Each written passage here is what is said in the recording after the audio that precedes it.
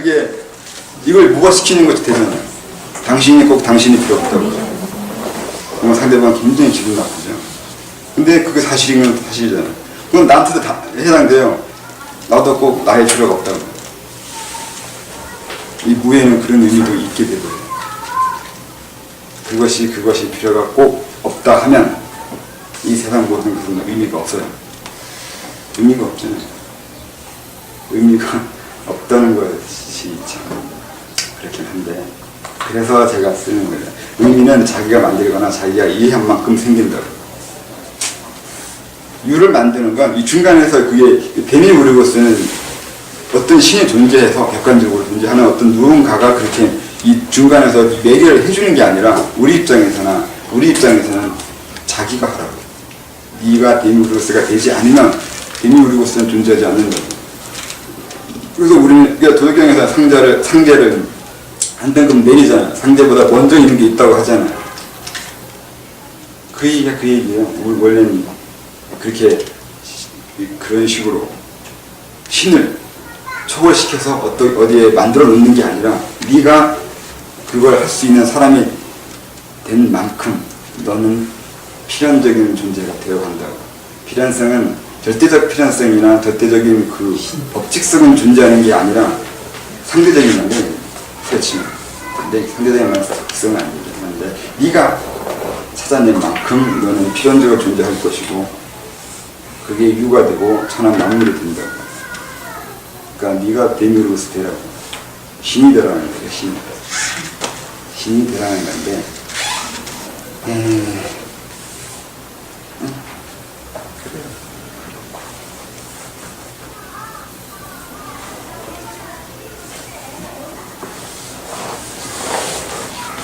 이렇게 되면 도덕경이 이걸 누가 편집했는지 모르겠는데 11장, 28장, 40장 이렇게 장이 갈수록 문의 의미가 깊어져.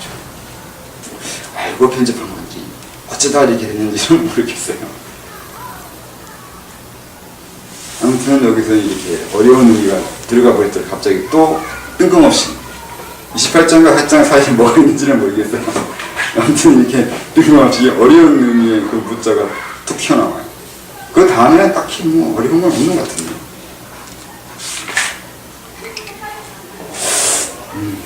무에 대해서는 이만큼만 설명하고, 그 다음에 또 뭐가 있었나.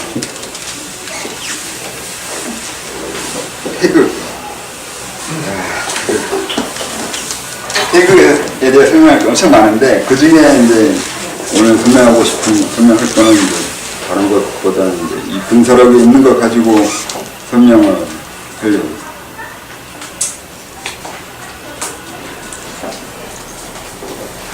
근사록에 그거 있잖아요. 그러니까 주염계가 말한 그 태극론, 무극론이라는 게 태극론인지 이런 거 어떻게 해야 상관이 없는데 그 부분이요. 근사록 읽어본 사람.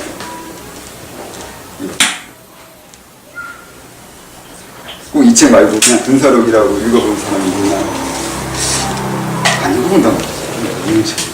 진짜 안 읽어봤어요? 유교경전 안 읽어봤어요? 유교책, 논어명자 같은 거 안 읽어봤어요? 읽어봤잖아요. 근데 그 전에 읽어야 돼요. 이게 그 초보자용으로 쓴 건데, 초보자인가? 하여튼 처음에 교육하려고, 애들 교육하려고 만든 책인데, 기자가. 근데 이렇게 어렵겠지 않아? 이게 초보자용인 것 같긴 한데 시작부터가 족같아요.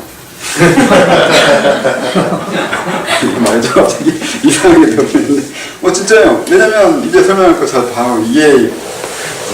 이게 그게 공부를 시작하는 사람이 이해할 수 있는 내용인 건지, 이게 이제 누구나 다 아는 얘기긴 한데 이제 시작이 제1권 도의 본체라고 하면서 시작해요.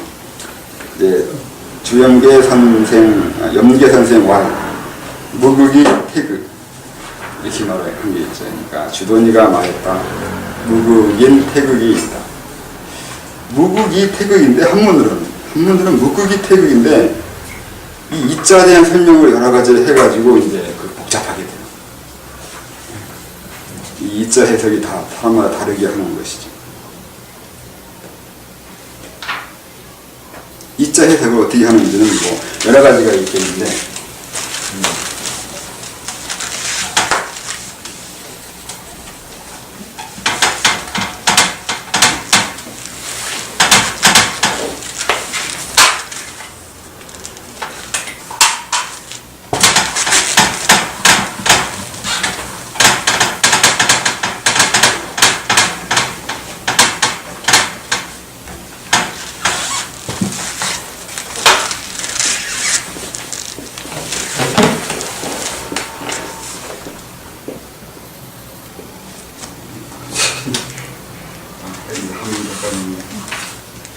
글자를 어떻게 썼다.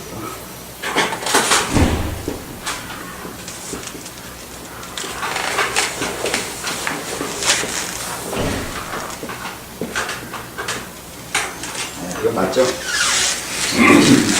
이게 이 입자 설명의 문제가 아니라 이제 이것만 가지고 설명한 게 다 끝나요. 근데 이제 이게 그렇게 어려운 건데, 이 무국이 태극이 되는데, 무국은 뭐고 태극은 뭐냐를 설명해야 된단 말이에요. 근데 그게 이 극자 설명으로 하던가, 그 주자하고 육구연하고 서로 논쟁하는 이유 중에 하나가 그거예요. 무국이 태극이 되는데, 그러면 무국이 끝나서 그 다음 이 태극이 되니까 시간적인 거잖아요. 공간적이기도 해요. 다르게 말하면 이 방이 무국이면 이 방이 끝나는 곳에서 나가야 태극이 된다는 거예요. 이게 그런 설명이라고 하는 거냐고. 이 주자 설명이 그래요. 무국이 태극이 된다는 게 무국이 시간적으로 끝나든 공간적으로 끝난 다음에 태극이 된다고요. 이게 이렇게 해석할 수 있는 이유가 돼요.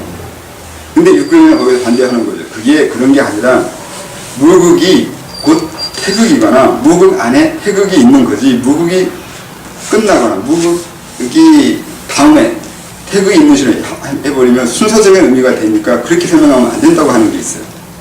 그러니까 주자는 순서를 좋아하거나 순서를 위계적인 걸 굉장히 좋아해요. 주자가 설명하는 모든 것들은 다 위계를 나눠요. 이거 다음에 저거 다음에 저거 다음에 저거 이렇게 순서로. 그 다음에 이거 위 저거 이거 위에 저거 있고 저거 위에 저거 있고 이렇게 순서적으로 위아래로 순서를 나누든 이렇게 옆으로 순서 나누든, 그러니까 시간적으로 순서를 나누든 공간적으로 순서를 나누든 위계를 나누든 주자는 꼭 그런 식으로 했어요. 처음에. 아니 늙어 죽기 전에는 그렇게 안 했다고서 이제 그 왕양명에서 얘기하는데, 그건 뭐 제 연구는 안 하고, 어쨌든 주자는 이 순서를 대단히 좋아했어요. 좋아해서 그렇게 한 건지, 아니면 이제 공부하려는 사람들한테 뭔가 설명해 주기 위해서 이 순서를 이게 매겨준 거예요. 이게 1번, 이게 2번, 이게 3번이에요. 편하잖아요. 주자가 정말로 그 생각으로 한 건지, 아니면 원래 성격이 이걸 좋아하는지는 모르겠는데, 어쨌든 주자의 그 방법이 살아 좀 쉬워요. 갑자기 육군 설명한 것처럼 무국이고 태극이라고 설명해버리면, 아니면 그렇게 그러니까 왕양명처럼, 왕양명도 아까 말한 성실론으로 인해서 그 비판받을 수가 있어요. 내가 볼 때만 그 사물이라 해버리잖아요. 이렇게 갑자기 뜬금없이 다 설명해버리면 이게 누가 그걸 이해할 수가 있어요. 순서를 건너뛰어버려요. 그 심학이라고 그러잖아요. 그러니까 불교에 말하는 그 선종에서 말하는 그 깨우침 화두론하고 똑같아요. 아무 순서도 없이 이것만 딱 알면 된다고 하는 식이에요. 똑같아요. 순서를 건너뛰는 건지 순서를 해둬서 안내해 줄 건지 이 차이가 있는 건데, 주자는 좀 더 순서를 해서 사람들한테 안내하려고 하는 거고, 나는 그 육교연이나 왕양명은 그냥 간단하게 정답만 요것만 알면 되는 거라고 하는 식이 있긴 한데, 이 무국이 태극이 된 거지 아니면 무국이 태극인지 이거는 사람들마다 생각이 틀려서 알아서 생각하면 돼요. 그러나 이상하긴 한데 그건 설명을 따로 해야 돼요. 이게 어떤 의미가 더 있는지. 여기서는 그런 부분을 설명하는 것보다는 우선 이 군사력의 내용을 가지고 좀 더 봐야 돼요. 주의가 말했다. 하늘이 하는 일은 소리도 없고 냄새도 없지만 진실로 조화의 지돌이이고 온갖 사물의 뿌리가 된다. 그렇기 때문에 무국이면서 태극이라고 말하였으니 태극이 밖에 다시 무국이 있는 것이 아니다. 설명을 또 하죠. 태극밖에 무극이 있는 것이 아니라고 얘기하는 게 태극과 무극을 등한히 테니까 이건 태극이고 이건 무극이고 이렇게 이해하는 것을 경계하려고 했다는 건데 사실은 그 말이 더 의심스러워. 결국 그렇게 얘기했다는 뜻이 된단 말이에요. 그렇게 이해하게 되어 있는 것이 얘가 걱정스러워서 주의가 한 번 더 바심해서 한 얘기인데 결국은 자기가 긍정한 게 돼버려요. 태극밖에 무극이 있는 것으로. 그러니까 간단히 말하면 무극밖에 태극이 있는 것이 아니라고 말한 게 무극밖에 태극이 있는 것으로 이해하는 것이 정상스럽다는 뜻이 된다고. 정상적인 이해법이라는 거예요. 무극이 태극, 이게 설명했으니까 무극이 태극이 된다고 누구나 쉽게 생각하지. 무극밖에 태극이 있는 것이 아니라고 하면 무극밖에 뭐가 있는데. 아니면 태극은 뭐고 무극이 뭔데. 두 개를 나눠서 생각하게 더 만들어버렸어요, 이게. 그런 면에서는 주자가 너무 결단력이 없거나 잔말이 너무 많은 것 같아요. 차라리 이런 설명 안 했으면 그냥 더 낫지 않았을 거라고 생각했는데.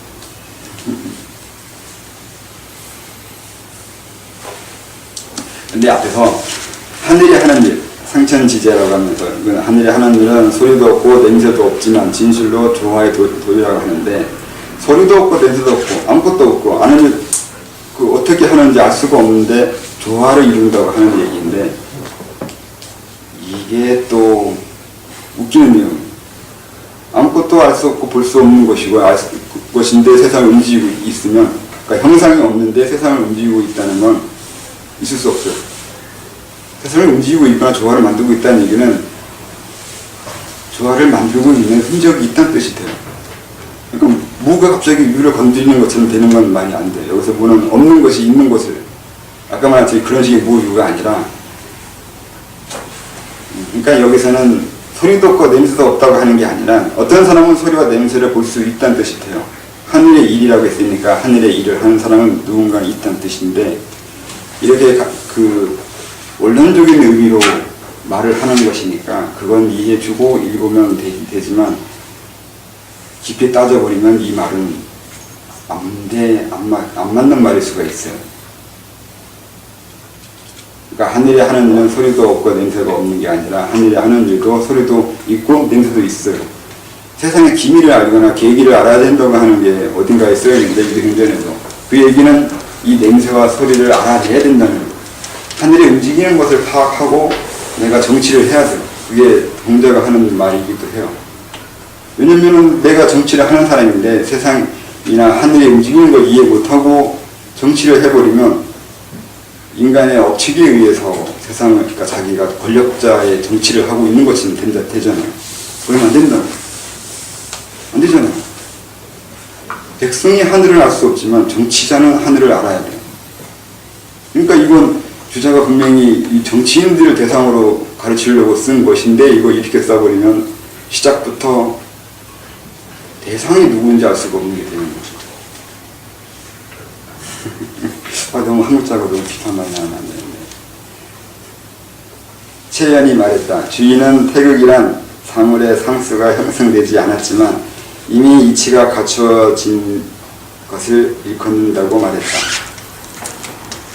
이치가 갖추어져 있다고 하는 것을 태극이라 그러는 건데 이렇게 얘기했을 때 사람들이 뭘 이해하게 될지는 정확히 모르겠어요.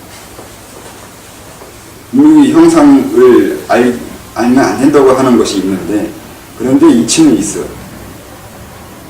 이치가 홀로 허공에 있다는 뜻이 되거든요. 근데 이치 혼자서 어떻게 존재할 수 있냐고. 이게 기를 가지고 비판하는 이유 같아요.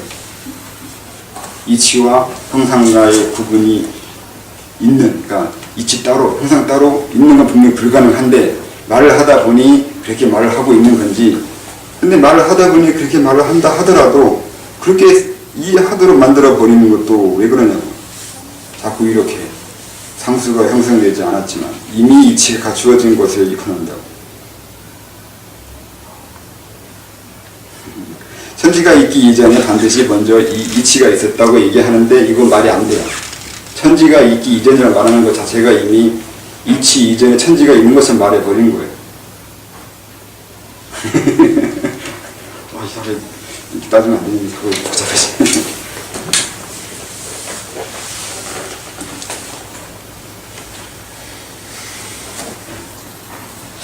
그냥 넘어가야 되나. 또 무극이란 이 도리가 애당초 어떠한 사물로 있는 것이 아니라 이 이치만 있을 뿐이라는 것을 말한다. 이건 태극이란 말하고 똑같은 얘기인 건데 그럼 무극과 태극의 차이를 알 수가 없는 건데 이렇게 설명되어 있죠. 이 도리가 움직이게 되면 양을 낳고 고요해지면 음을 낳는다고 말했다. 이 세 종목을 자세히 살펴보면 모두 태극을 중심으로 해서 말하는 것이다. 이건 자기 얘기뿐이에요. 그런 얘기는 무극의 태극이란 말로 이걸 다 말할 수는 없어요. 그 자체에 있는 얘기는 아닌 거예요. 자기가 이러하다고 얘기하고 있는 거예요. 자기 주장이에요. 또한 음양의 측면에서 본다면 이른바 태극이란 것은 음양 안에 있는 것이다.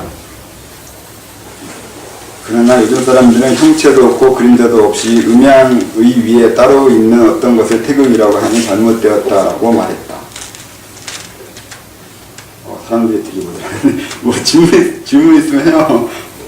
이해 못하는 부분 있으면. 지금 물을 얘기하시면서 네. 계속 노자나 그 주자나 이런 걸 계속 있는 이유는 어떤 이유가 있으세요? 물을 얘기하려고 한 게 아니라 물은 글에 내가 쓴 글에 이거 하나 썼잖아요. 그러니까 하나하나를 알고 넘어가야 될 것 같아가지고 거기에 태극이가 썼으니까 태극을 이해하기 위해서 태극이 뭔지 생각해야 되잖아요.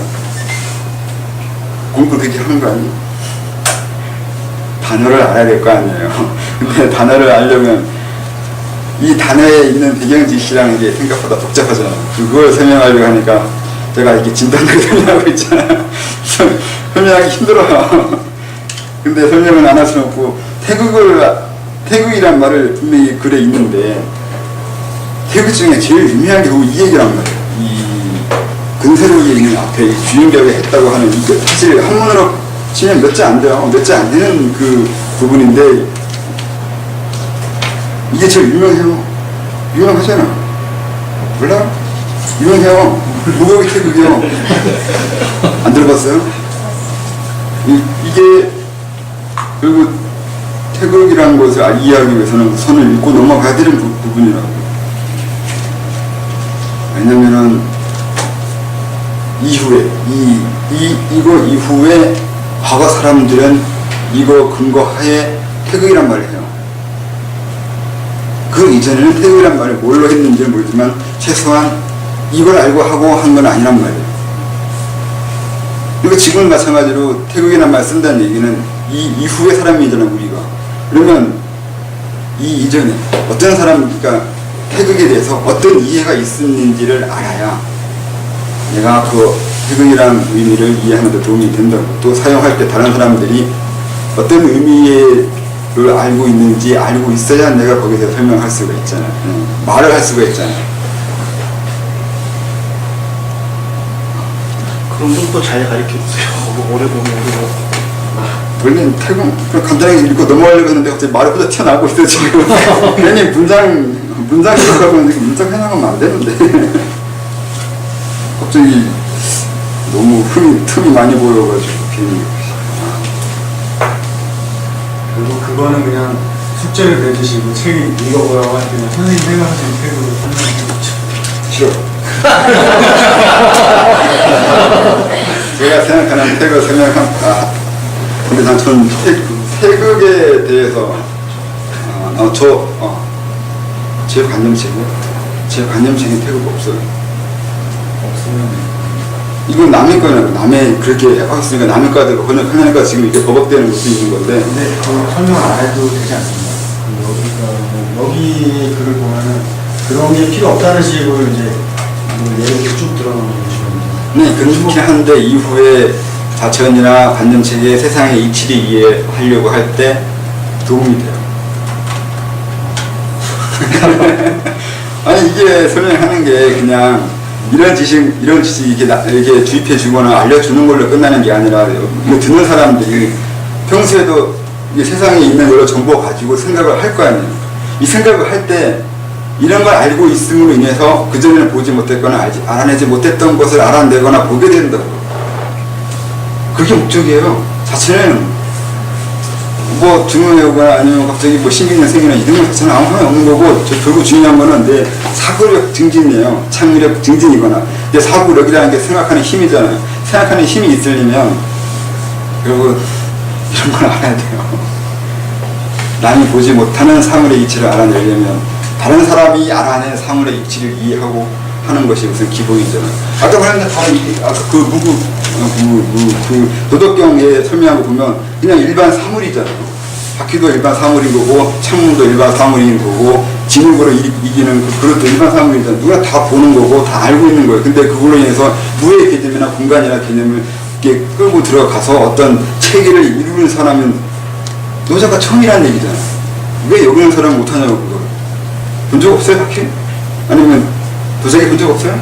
다 봤잖아요. 근데 거기에서 그런 깊이 있는 형상학적인 개념으로 추상해 가면서 올라가지는 왜 못했냐고.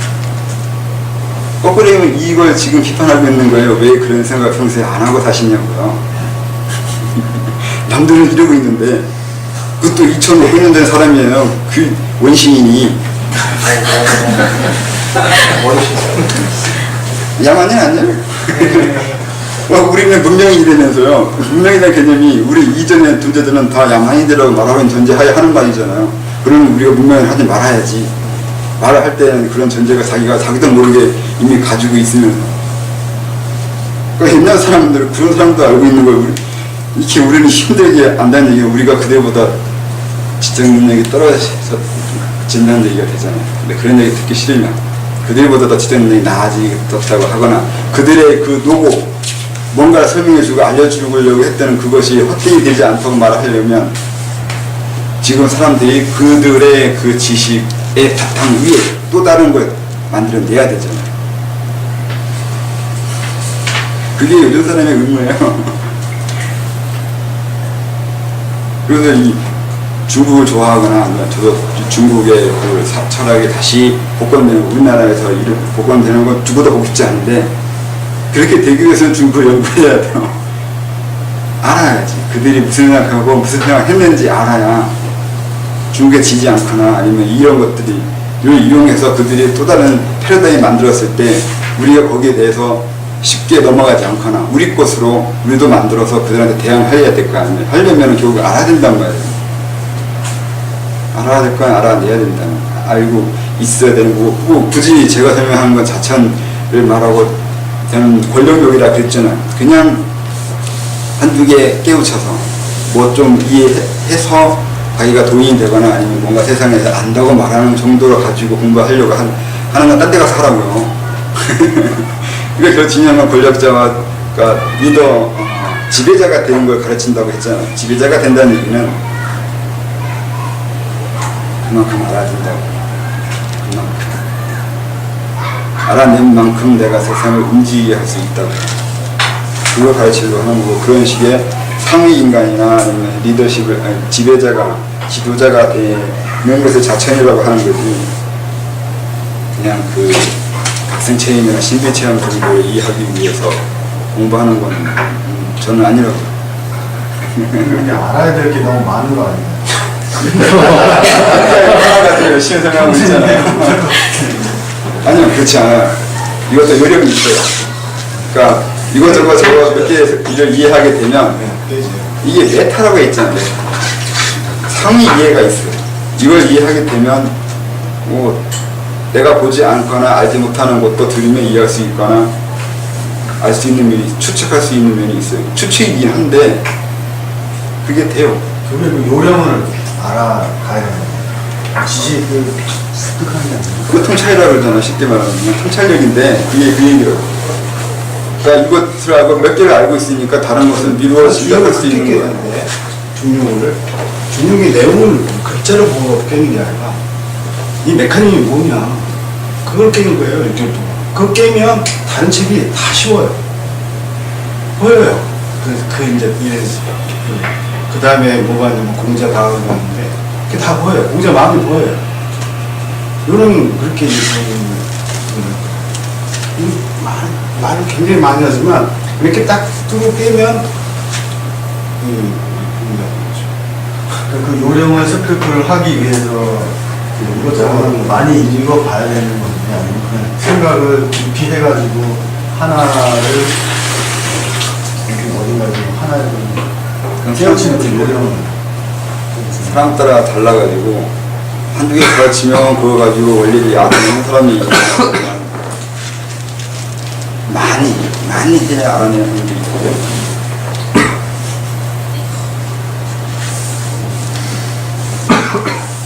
잠깐 쉬었다가 좀